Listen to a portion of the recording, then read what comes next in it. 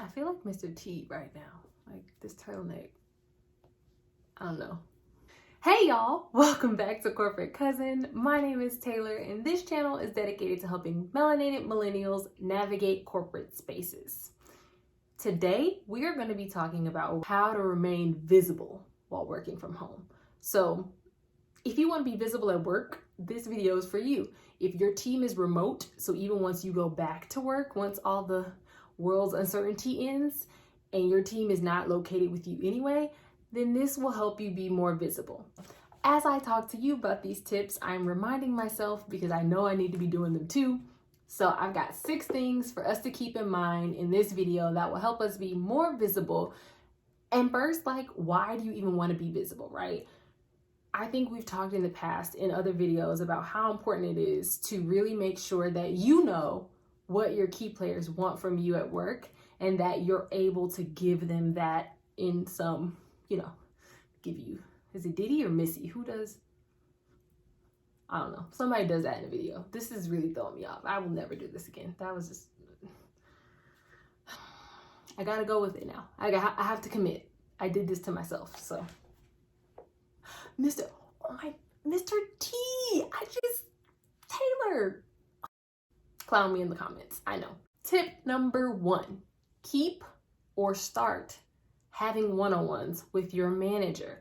So I'm assuming you already have one-on-ones. I hope you already have one-on-ones with your manager.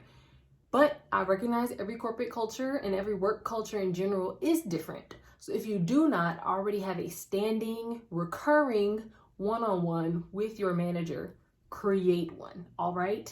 If you already have one, ask yourself, is it long enough? Is it frequent enough? If you're doing one every 2 weeks, is that what's best for your manager still? Do you want to up it to once a week?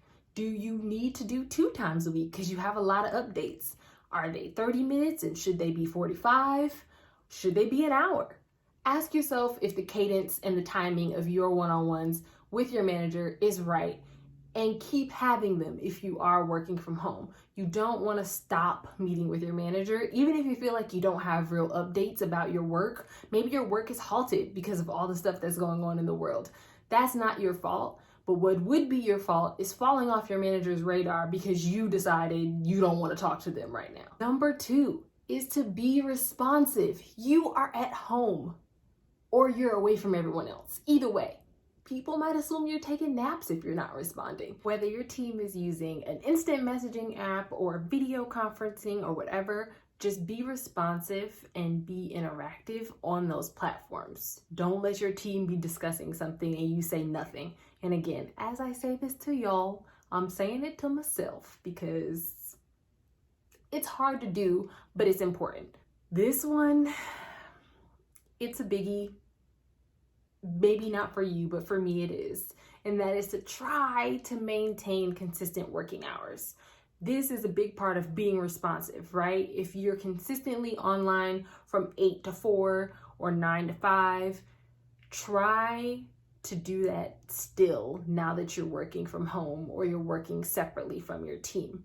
It's important because it helps people know, even if you aren't responsive, oh, well, it's 9 p.m. Eastern Standard Time. That's why Taylor hasn't said anything, because usually she works from 10 to 6. So if we're not hearing anything from her now, it's probably because it's outside of her working hours. If you don't have any working hours and you just are available 24/7, you will probably burn out while working from home because you're online all the time. People begin to expect that you're going to be online all the time.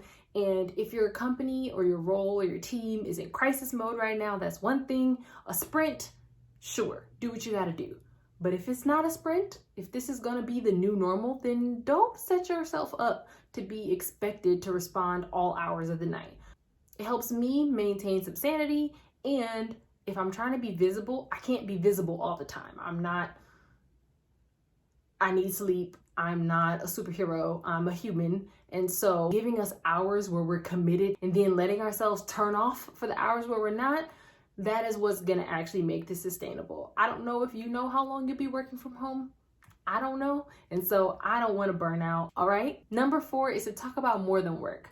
whether that's in your one-on-ones with your managers or your key players or stakeholders, or even with your team and people you're working on projects with. Talk about more than work. You might think it doesn't matter, but again, in the likability video, which if you haven't seen it, I'll link somewhere, we talk about giving people something of yourself to know and to like and to feel connected to. And so if you're not getting to see them in person, and every time you talk, it's like, did you finish this? Did you do that? Did we do this? Is the deliverable done? Okay, bye. You're visible, yeah, but are you fostering the type of relationship that you want that's going to keep you visible mentally? There's more to being visible than just popping up on someone's screen because you sent them an email. You want to be mentally visible to them, which means that they need to have something about you to think about other than, oh yeah, you did that thing I asked you to do. Just talk about something, even if it's just for 2 minutes in the beginning of your meetings, that is not related to work, because it makes you mentally visible. That might sound hokey and weird, but I promise it's a thing. And like, just trust me, we're family. If I'm wrong, put me in a headlock next time you see me, right? That's what family does. Maybe not your family. Maybe my family's just weird. Okay, number 5. Think of and share some ways for your team to stay connected. Staying connected, even though you're physically separated, is important, because at some point, these people will evaluate you. At some point, you'll need their feedback, or you'll have to keep working with them and y'all will be together again, and you want them to have positive memories of you from this time, not a bunch of memories of you ghosting them and not responding when they ask you questions. Number 6, okay, the final tip is to actually ask your key players, your manager, whoever your main stakeholder is or whoever they are, ask them what works for them. Say, hey, I know that we're not normally remote, or I know that working from home is new for our company. I'm trying to make sure that I'm doing my part to make this easier on you. What works for you? What would you prefer? Do you want my calendar to be updated with my whole schedule for the day so that you know how I'm spending my time? I hope you don't have a micromanager, because asking this question could really be opening up a box of worms. So I'm sorry in advance if it does, but it's better to know now. If they do want to micromanage, it's better to know and adjust yourself accordingly than to be thinking, oh, they're fine, they trust me, and then you get a crazy performance review later because they didn't trust you and they felt like you didn't communicate enough or you didn't do what they needed you to do. So ask the question and then go from there. I hope you get good news. Let me know down in the comments what you are doing to manage working remotely. If you're not already subscribed to this channel, hit the button down below and join the family. And then let's stay connected on Instagram between videos, all right? I'd love to hear how you're managing all this. I know it's very different for me, and it's probably different for a lot of y'all. So let's talk, we can share tips, and let me know if there are other things that you want me to cover around working from home or working remotely during this time. Until next time, take care. You're not a butterfly. Please don't go in a cocoon as a caterpillar and expect to come out looking all fresh to death.